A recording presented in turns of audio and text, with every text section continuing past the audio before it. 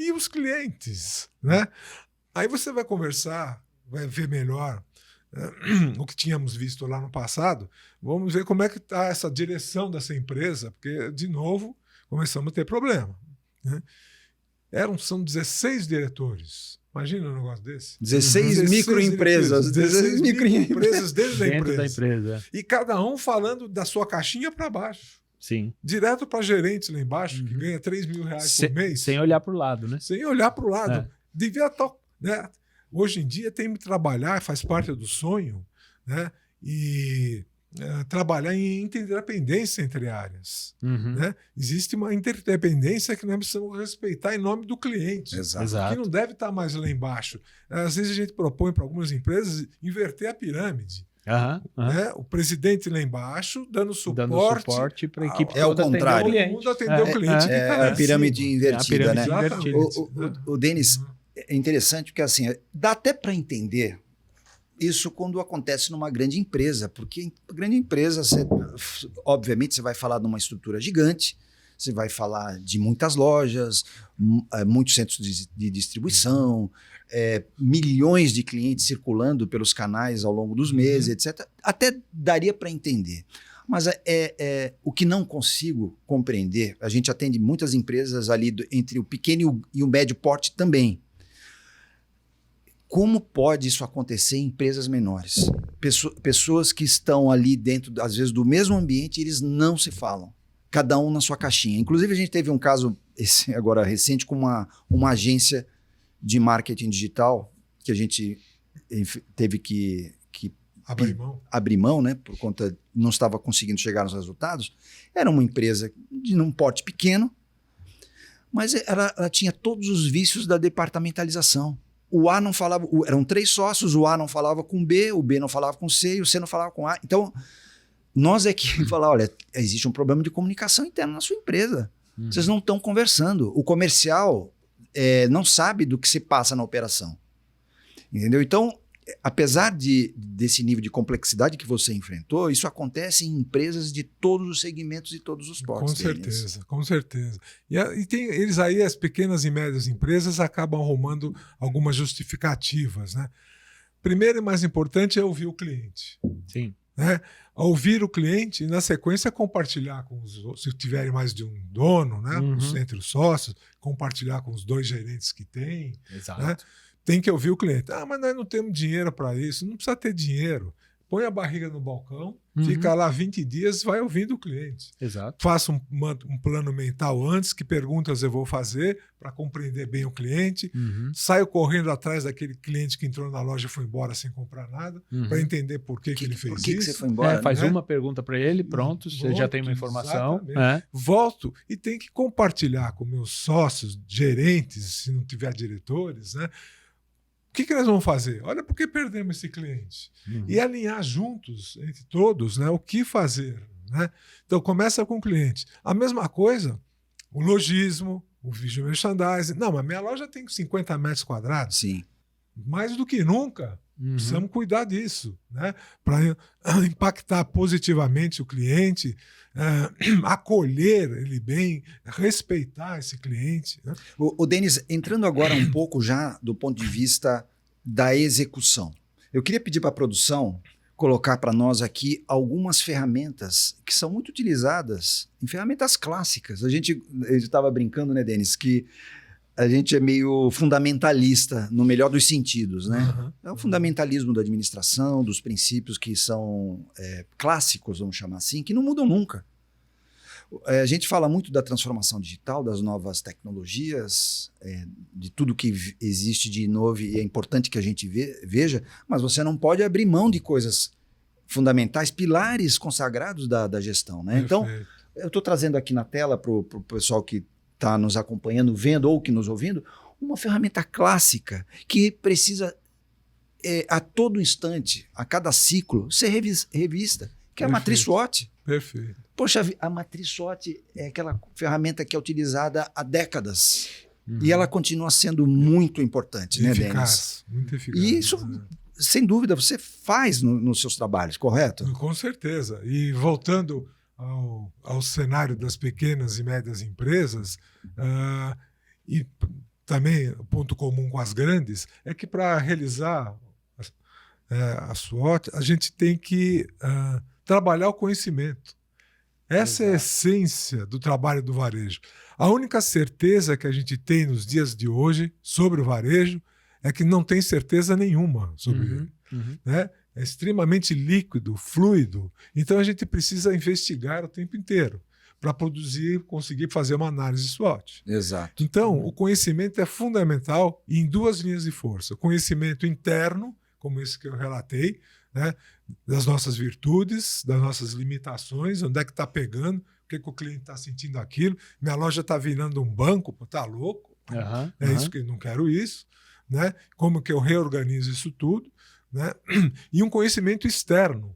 Eu preciso conhecer o cliente e principalmente o não cliente. Preciso atrair essa figura para dentro da loja. Né? Então, o conhecimento é fundamental, tendo dinheiro, não tendo dinheiro, dá para fazer com a barriga no balcão, né? Ou contratando institutos especializados. Então é fundamental sempre não parar do trabalho do conhecimento. Mesmo quando vai para a Europa, vou trazer as mesmices todas. Você precisa contextualizar isso. Exatamente, preciso customizar isso. Será que isso se adapta à realidade do meu cliente? Vou pré-testar numa loja, não vou começar em todas. E Denis, interessante que esse processo que a gente faz de diagnóstico, né, quando a gente entra no capítulo Matriz SWOT, o cliente sempre aponta os problemas externos. Né? Porque é a concorrência, porque é o custo Brasil... É porque são os impostos, aumento são as pessoas, está difícil encontrar gente boa. Sendo que grande parte dos problemas está dentro de casa. Raramente a maioria.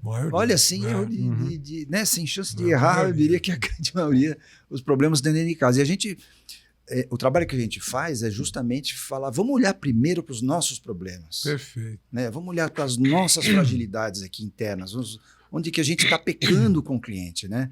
Vamos colocar a produção na tela, por favor, mais um slide aqui. Um outro ponto que a gente trabalha, a questão do organograma, né, Denis? O organograma fala, né? Várias situações, a gente entrevista os nossos clientes e existe, inclusive, título, porque o título não é uma coisinha bonitinha que vai na carteira de trabalho quando o cara é CLT ou que vai num registro, num contrato de PJ. O título diz muito. Né? Então, quando você entrevista, às vezes a pessoa não consegue nem dizer corretamente qual é o título dele. Teve um caso de uma rede de varejistas que o dono da empresa, o CEO da empresa, falaram que o cara era diretor, a loja dizia que o cara era supervisor. Cada vez que você fazia a pergunta, o que o fulano de tal faz? A resposta era diferente. Era diferente. Cada um que respondia diferente. Então, é olhar treinado do consultor, né? Que a gente tá... Pra gente, uma nota já é o hino, né? Então a gente percebia que nitidamente havia um problema de estrutura do organograma, né? O desenho organizacional está doente. Então, né, quando a gente reproduz o organograma, olha o título e, sobretudo, quais são as suas responsabilidades e as interdependências que você falou. A minha atribuição, ela gera impacto na outra e nas outras em torno. E eu pude compreender isso na prática, Denis e Renato, quando eu fui executivo numa grande empresa. Eu fui executivo no Walmart, posso falar aqui. E apesar da experiência aqui não ter sido das melhores, infelizmente acabou saindo por vários fatores, não cabe aqui a nossa discussão, mas havia um desenho do BSC interno da empresa que eu pude perceber o quanto poderoso as pessoas tinham conhecimento sobre as áreas dos outros. Entendeu? Eu me lembro muito bem, o diretor de recursos humanos da empresa, ele falava com propriedade da área de logística. Sabia o que estava acontecendo na área de operações ou na área de negócio, de comercial. Então, essa interdependência, né, onde as áreas precisam saber o que se passa no quintal do vizinho, não é? E, sobretudo, o que se passa lá no ponto de venda, que é o cliente, é o fator determinante, e o organograma diz muito. Muito. Isso aí é coisa do século XX. Né? Ele tem que ser, hoje em dia, uma coisa ameboide, né? Sim, porque ele é mais fluido, né? Ele caminha em diversos... Uma área, entre aspas, invade na outra, que eu preciso conhecer o que você faz, é um ponto de contato importante, que nós dois precisamos ir juntos até o cliente, né? é uma... Você não muito fala importante. de digital, de varejo digital, de tecnologia, sem falar de logística hoje em dia, Pronto. principalmente no Brasil, um país continental. Isso é típico de um organograma de uma empresa de comando e controle, em Sim. que 90% das pequenas e médias empresas brasileiras praticam. Né? Não pode mais existir isso, principalmente com esses jovens entrantes no mercado. É né? verdade. Nós Uhum. temos estudos, fizemos junto da 1.200 jovens com exatos 30 anos. Um dia podemos até falar desse estudo. Nossa, que isso é muito importante, legal. né? Muito Sim. legal. Que um número apavorante, que 62% dizem que estão frustrados com a vida profissional e pessoal deles. Né? E 52% dizem que estão na profissão errada e na empresa errada. Nossa. Imaginou um negócio desse? Né? Então, Como é que você constrói o sonho de uma empresa Não com constrói, as pessoas quadro desse desse, jeito? constrói. É. né, desanimadas, frustradas. Constrói E esse pesadelo, né? modelo Constrói. comando e controle não conversa, não dá liga com esse jovem de 30 anos, que hoje representa 30% da nossa força de trabalho. Uhum. Então, como é que eu faço? Né? Tenho que transformar isso em células, ou se não dá células, é muito radical, eu transformo nos amebas, mas os diretores precisam se falar, os gerentes precisam conversar, tem que Exato. ter disciplina para uma troca de conhecimento, né? Que é muito importante. Recentemente eu escrevi um artigo para o LinkedIn que fala muito sobre a cadeira do gestor de categorias. Eu vi. Né, o gestor de categorias, daquela forma clássica que a gente conhecia, era o cara que estava ali, onde ele tinha como responsabilidade principal comprar os produtos, abastecer as lojas, né, o relacionamento dele era muito limitado ali à parte de compras e abastecimento. E essa função ela está sendo completamente reestruturada, vamos dizer assim. Ele ganhou uma amplitude porque o gestor de categorias, assim como outras atividades dentro da companhia, ele ganha uma amplitude porque ela, sobretudo, ele tem que pensar na venda. Para ele pensar na venda, ele tem que saber do cliente.